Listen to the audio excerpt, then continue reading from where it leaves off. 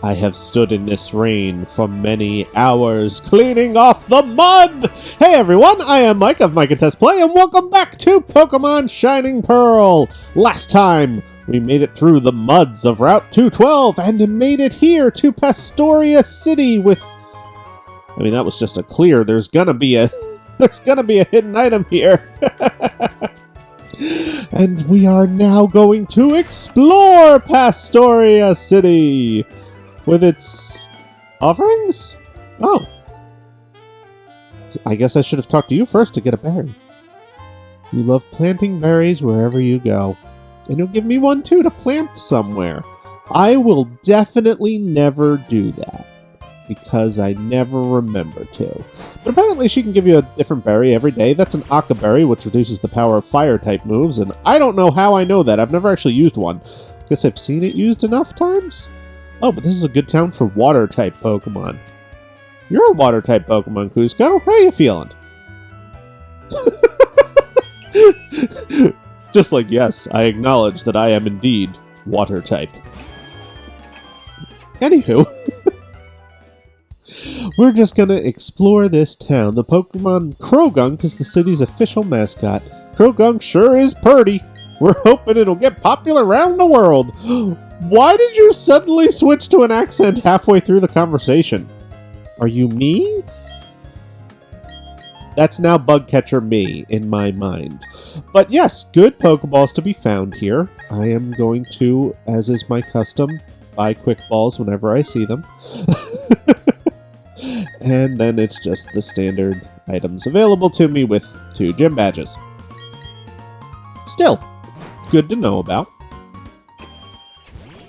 And you, sir, have you been to the Pokemon Mansion? The owner, Mr. Backlot, likes to brag about his rare Pokemon. Neat. Very neat. Here where I'm standing, I'm smack dab in the middle of town. What? I mean, I guess that there's, like, water over here that I can't go in yet. But, like, this is the edge of town. Like, what? Let's go in this house. This random house with... What's with his smile? His smile is creepy. Turn this way so I don't have to see it. Everyone calls me the Pokemon Move Maniac. I prefer Move Tutor. I know every move the Pokemon learn while they're leveling up, and I can teach Pokemon those moves. I can teach a move to a Pokemon of yours if you'd like. I'll do it if you'll trade me our heart scale. Oh, that's it! That's an honest-to-goodness heart scale! Let me guess, you want me to teach one of your Pokemon a move? Which Pokemon needs tutoring? Sushi. Sushi needs tutoring. I went through and got my... Well, I mean, I could teach Lick because you're a Lickitung, but the move you need is Rollout. And the move I'm going to forget is Supersonic because I'm never going to use Supersonic.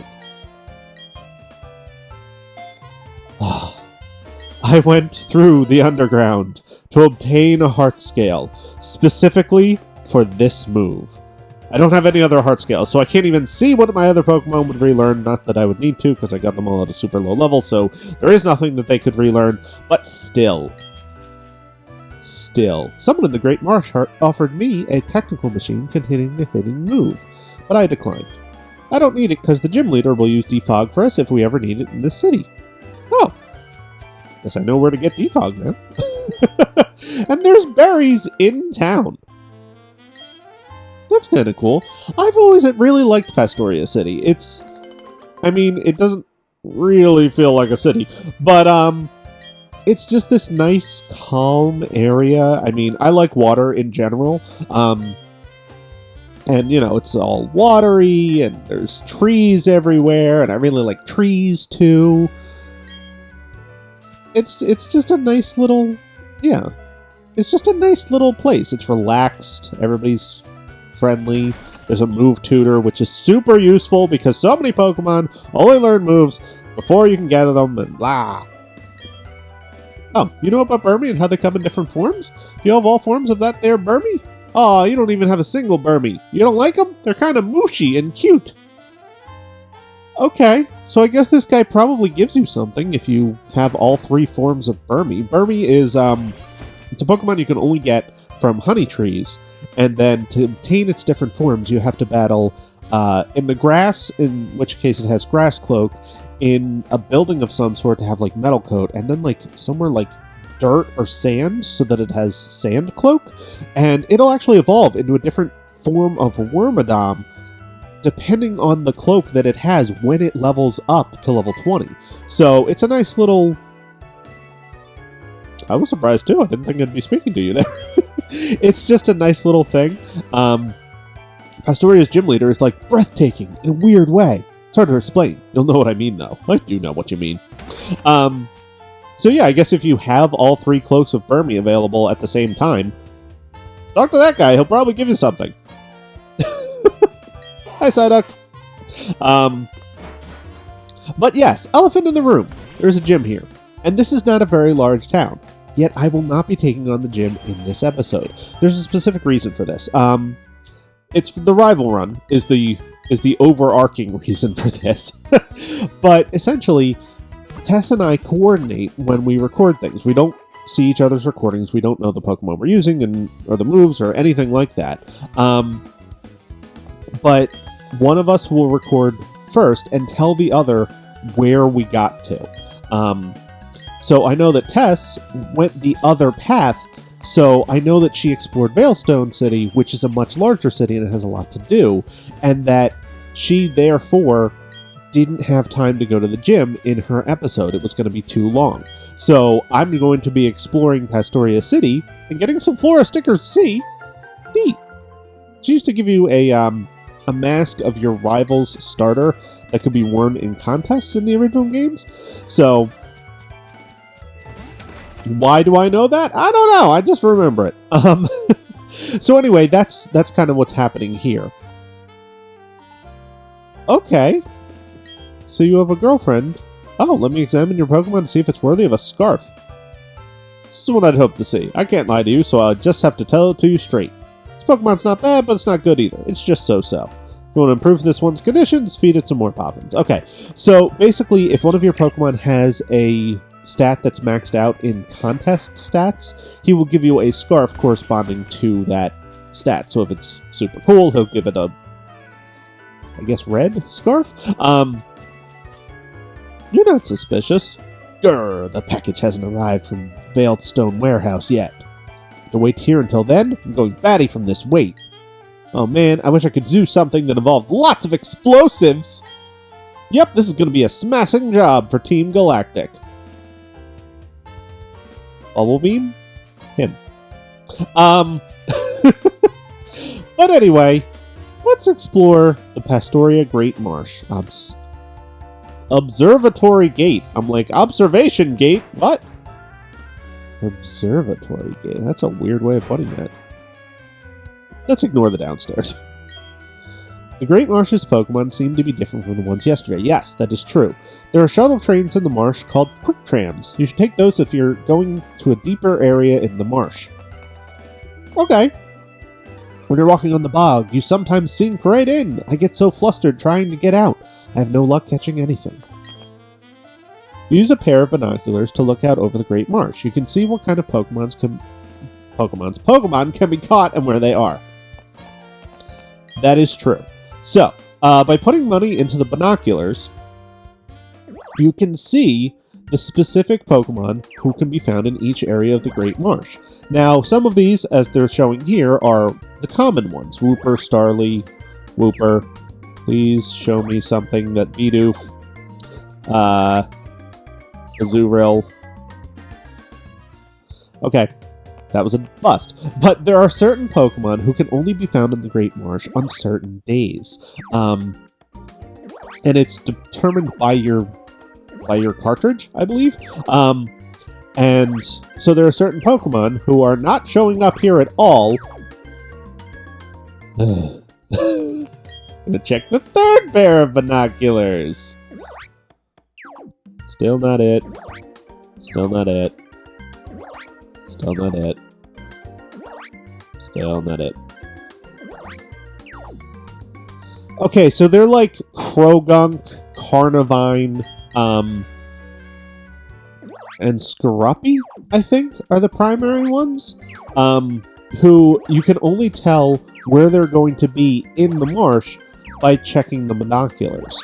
So, is it possible that I just don't have any of them available today? I guess that's possible. I mean, maybe like the Marrow line is only found on certain days or something. I don't know. I've never looked fully into the Great Marsh stats, because basically I've just if I want to use a specific Pokemon from the Great Marsh, I just wait until one shows up in this, that like I just keep going to the binoculars, changing the date in whatever system I'm playing, and waiting until one shows up. I don't think one's going to show up on this date, so good thing I wasn't planning on using any of them. But yes, it's always been somewhat of a frustrating feature. But the Great Marsh is, as this woman is explaining, basically this game's Safari Zone. You get 30 Safari Balls. They're the only ball you're allowed to use in the Safari game, and you only have 500 steps.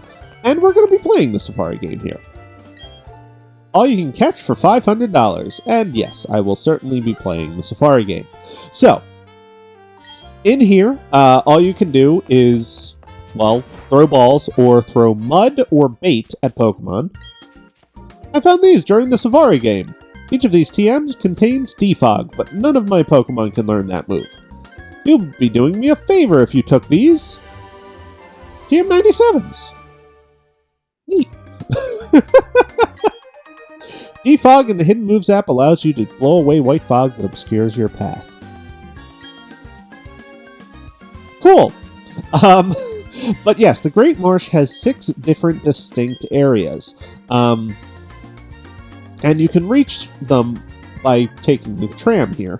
So I'm going to do that and go all the way up to Area 1, because for whatever reason, Area 1 is the furthest one from you, and you start out in Areas 5 and 6. So, sure. It's easy to go between areas. You can just walk across the tram lines.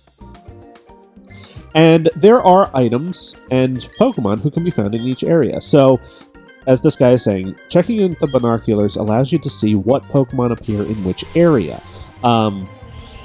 So it's not a... You know, when you look in those binoculars, if you see a specific Pokemon, you're looking for that area. Now, in here, Mud makes him angry, which makes him more likely to flee, but easier to catch. Or it's the opposite. I've heard conflicting reports on this for this game. It's one of the few things that I've actually seen about the game, because, like I said, I don't really pay that much attention to the Great Marsh. Bait, however, makes the Pokemon less likely to run, more likely to run, but harder to catch. Or it's the reverse. Again, in the original Safari Zone, I know this. It's Rock makes them easier to catch, more likely to run. Bait makes them less likely to run, harder to catch. In this case, I guess this Bibarel was just easy to catch regardless. But, I got a Bibarel. That's cool. He's not going to be added to the team or anything. And my Pokemon don't gain any experience because none of them are appearing in battle, so it's just a catching game. Hi, Meryl. So, yes, I don't really know what caused... what does what. It's because the numbers aren't clear yet. That'll probably clear up the longer that the game is... I am falling in mud again. Why am I still in muddy areas? I don't like mud. But I want to show off the Great Marsh. Or at least parts of the Great Marsh. I don't want to catch a Meryl. I don't really want to catch anything. I just caught the Bibarel to show it. But I do want this item! It's a potion. So, story time. Like I said, I've never paid much attention to the Great Marsh, and part of the reason for that is that I find the Great Marsh, unlike the Safari Zone of old, not helpful. honestly, most Safari games since Gen 1 there's not a lot of Pokemon here. In the Great Marsh in particular, the only Pokemon who are really worthwhile that you can't get easier in other places are the ones found in the binoculars.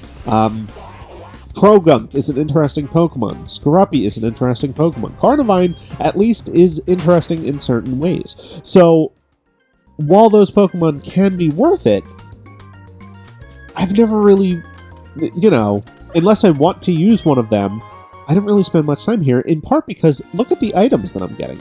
There's not a lot here. You can't just oh, okay. Harder to catch, it'll become angry and listen. Oh, okay. Well, there's confirmation. So throwing a food makes it easier to catch, but more likely to run. And mud makes it harder to catch, but less likely to run.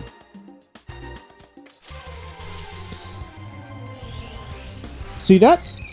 That makes opposite sense to me. The other way makes more sense to me. If they have food, they're going to be concentrating on eating the food and less likely to just run away. But if they're angry, they're going to be like, I'm going to leave. Or they're going to be like, grr, I'm not paying attention. You can throw a ball at me. That makes more sense in my brain. Hi, Wooper. I'm going to catch a Wooper. I'm not going to use him on my team. What's the principle of the thing? I see Wooper with, Pokeballs that I'm not going to use for anything else. Free Wooper. Gotcha. Haha. Principles. Woopers. Yeah. Yeah. Oh. I guess Pipparel's in my party now. Oh well. So yes, the Great Marsh doesn't really have much of interest. Like, in the original Safari Zone, there were so many Pokemon who you could catch by just sort of wandering about. Can I see how many steps I have left? I cannot. But here, wandering about is difficult because it's all mud. And the items just aren't really worth it. As you've seen, I've been wandering around. I've seen 2 items. Here's my third. So a potion, a honey, and an antidote. That's like it. In the original Safari Zone, you could get TMs, you got HMs, you got, useful hold items. There was a ton of stuff. But in this game, it's just... it's Alright, I'll go to Area 2. Fortunately, the tram doesn't have to be where you are. You can call it and then take it to the correct area. So, a lot of things about the Great Marsh, are really good ideas, really good conceptually. I like you can look and see what kind of Pokemon are available in that area. That's a really neat feature. And if it was just to show, hey, this Pokemon is more common here today, that would have been perfect. But with it being, you can only find specific Pokemon who are the prizes of the area if you manage to see them in the binoculars, which you're not guaranteed to do. There could be Pokemon that are of that roaming type that are available, but I just didn't see them. Because I just didn't happen to see them in the binoculars. So, with that, it's kind of just... this was an issue that I had with the Great Marsh in the original game, and it's an issue that I'm having here as well. It takes away the exploration aspect of an area that's supposed to be a Safari Zone, and just makes it more of a, well, what's the point? There are still Pokemon, but all of the ones I've seen so far can be captured more easily in other areas. The catching system here, granted, I've tried to catch 2 Pokemon and managed to catch both of them, but I got lucky, essentially. There's no control over the captures in this area. So, okay, so now it's another Pokeball, and I got a Great Ball before. And that's it, my time is up. So basically, I've just never found it all that valuable. I do have the Bibarel now. Let's check out the Bibarel. Maybe you'll be a surprise. Simple. That's nice. Got a good moveset. But no, not going to be using you. Still, nice to have a... I mean, can't really play a Sinnoh game and not catch a Bidoof or a Bibarel. So, you know, principles, like I said. Yeah, so that's the Great Marsh, and that's Pastoria City. That's pretty much everything that can be done here. Like I said, the Move Tutor is the prize here. The Great Marsh is interesting, and you do need to go in there to... Let me pull up the... oh no. Circled through. Okay. You do need to go in there to grab Defog, because that is a move that you will need at a certain point. But overall, this place is for the Move Tutor and Pastoria City Pokemon Gym. Gym Leader, Crasher Wake. The torrential masked master. We'll be fighting him. Ooh, I can hide behind the trees. We'll be fighting him next time. Thank you so much for watching, and I'll see you next time for more Pokemon Shining Pearl.